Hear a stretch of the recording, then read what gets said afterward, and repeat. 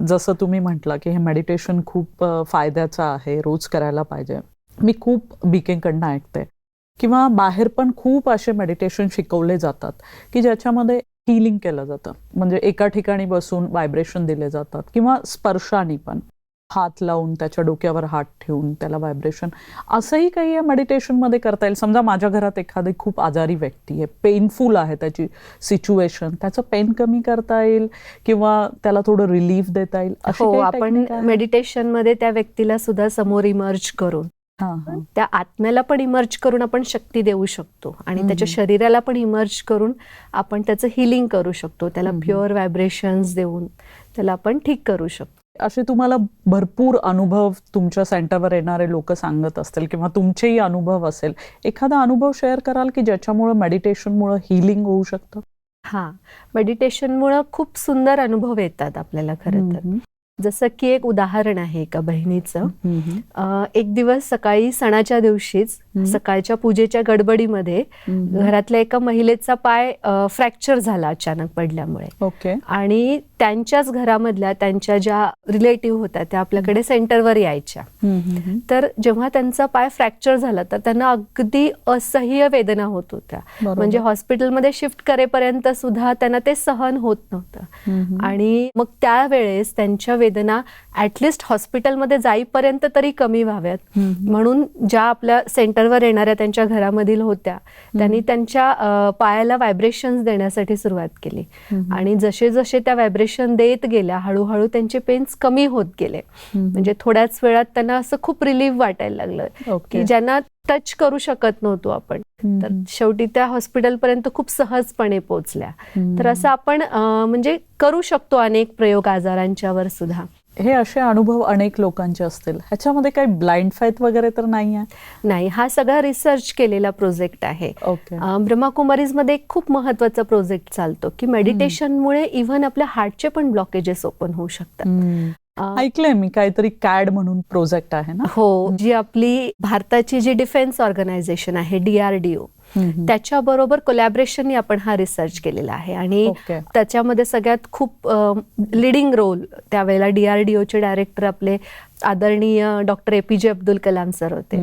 आणि त्यांच्या मार्गदर्शनाखालीच हा रिसर्च प्रोजेक्ट झालेला आहे की ज्याच्यामध्ये आपण जर योग्य आहार, व्यायाम, लाईफस्टाईल मॉडिफिकेशन आणि राजयोगा मेडिटेशनची जोड दिली तर आपण हार्टमधले ब्लॉकेजेस सुद्धा पुन्हा रिव्हर्स करू शकतो, आर्टरीज ओपन करू शकतो. आणि हे डॉक्युमेंटेड केसेस आहेत. याचे जे कॅम्प्स आपल्या हेडक्वार्टरमध्ये चालतात माउंट आबूमध्ये, तर त्याच्यामध्ये आतापर्यंत जवळजवळ 10,000 पेक्षा केसेस क्युअर केलेल्याचं डॉक्युमेंटेशन आपल्याकडे आहे. खूप मोठा हा नोबल कॉज आहे. आणि त्याचे जे रिसर्च आहे तो आपल्या इंडियन हार्ट जर्नल मध्ये पण पब्लिश झालेला आहे. Mount Abu open heart trial या नावाने.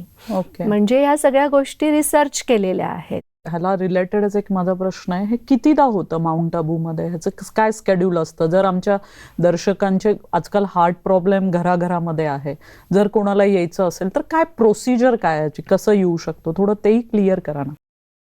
तुम्ही खूप छान विचारलत, कारण मलाही वाटतंय की जास्तीत जास्त लोकांनी याचा फायदा घ्यायला पाहिजे. कारण आजकाल आपण अँजिओप्लास्टी, बायपास तर करतो हार्ट डिसीजसाठी, परंतु खूपशा केसेस अशा आहेत की एकदा आपण त्याला स्टेंट घातलाय किंवा बायपास केलंय परंतु पुन्हा ते स्टेंट सुद्धा ब्लॉक होतात. आणि मग कित्येक वेळा त्याचं कॅल्सिफिकेशन झालं ब्लॉक्सचं की मग रिपीटेड ब्लॉक्स नंतर डॉक्टर्स पण म्हणतात की आता आम्ही काहीच करू शकत नाही. तर अशाही कित्येक केसेस या कॅम्पमध्ये येतात. तर याच्यासाठी जर लोकांनी हा कॅडचा प्रोग्राम अटेंड केला तर त्यांना खूप चांगले रिझल्ट्स, म्हणजे जे रिपीटेड इव्हन त्यांचं अँजिओप्लास्टी किंवा बायपास झालेलं असेल तरी रिपीटेड ब्लॉकेजेस होण्याचे जे चान्सेस असतात त्याला ते थांबवू शकतात. तर त्याचा एक फॉर्म असतो जो त्याच्या वेबसाईटवर पण अवेलेबल आहे किंवा ऑनलाईन पण तुम्ही तो भरू शकता. किंवा लोकल सेंटरवर पण त्यांना अवेलेबल होऊ शकतो तो फॉर्म. तर तो फॉर्म भरायचा असतो ज्याच्यामध्ये बेसिक त्यांची हेल्थ इन्फॉर्मेशन विचारलेली असते. कुठली वेबसाईट आहे ब्रह्माकुमारीची वेबसाईट? 3dhealthcare.org या वेबसाईट. 3dhealthcare.org हे दर्शकांनी लक्षात घ्या. तर तो फॉर्म त्यांनी भरायचा असतो. त्याच्यामध्ये त्यांची बेसिक हेल्थ इन्फॉर्मेशन आणि आता सध्या त्यांचे काय औषधं चालू आहेत त्याची माहिती ओके. आणि प्लस त्याच्यामध्ये आत्ता रिसेंट या 1-2 महिन्यांमध्ये केलेले सगळे रिपोर्ट्स, ओके. ज्याच्यामध्ये स्पेशली अँजिओग्राफी तर ही आवश्यक असते, ते सगळं त्यांनी जोडायचं आहे आणि मग ती फाईल बाय पोस्ट किंवा थ्रू लोकल सेंटर ते हेडक्वार्टरला पाठवतात. ओके. आणि मग तिथून त्यांना डेट येते.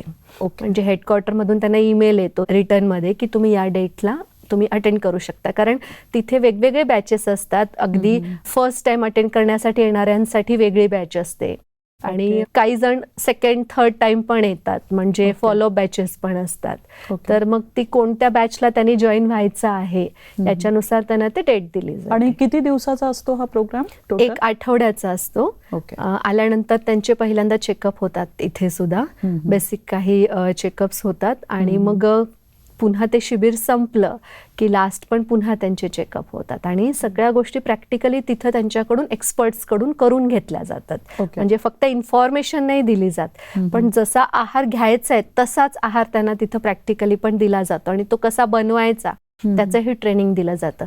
म्हणून याच्यासाठी त्या पेशंट बरोबर एक अगदी त्यांच्या जवळचा जो नातेवाईक आहे, म्हणजे जो नेहमी त्यांच्या बरोबर असतो, जसं पती असेल तर पत्नी किंवा पत्नी असेल तर पती किंवा मुलगा मुलगी, अगदी जवळचं रिलेटिव्ह आई, कंपल्सरी त्यांच्यासोबत त्यांनी येणं आवश्यक असतं, जेणेकरून ती लाईफस्टाईल जी इथं शिकवली जाते त्याला नंतर ही रुटीनमध्ये फॉलो करू शकतील आणि त्यासाठी त्यांची मदत होईल.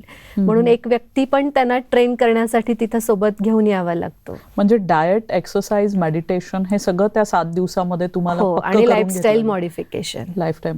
हे खूप मोठं कार्य आहे, कारण आज अनेक लोकांचे जीव वाचवणं, कित्येक घरं त्याच्यामुळे डिस्टर्ब होतात, हार्ट अटॅकने अचानक लोक जातात आणि मेडिटेशनमुळे जर इतका फायदा होतोय, हेल्दी हार्ट होऊ शकतं, तर नक्कीच आमचे दर्शक ह्याचा फायदा घेऊ शकतात. याच्यामध्ये कन्सिस्टन्सी पण आवश्यक आहे ना. असं होऊ शकतं की पेशंट इथं 8 दिवस करून गेला, परंतु नंतर त्या वातावरणात गेल्यानंतर पुन्हा थोडासा ढिला झाला जर या गोष्टींमध्ये, तर त्याच्यासाठी त्यांना एक चार्ट पण दिला जातो घरी जाताना, ज्याच्यामध्ये त्यांनी त्यांच्या रोजच्या रुटीन मधल्या किती गोष्टी फॉलो केल्या ते सगळं भरायचं असतं आणि तो चार्ट पुन्हा त्यांना इकडे पाठवायचा असतो.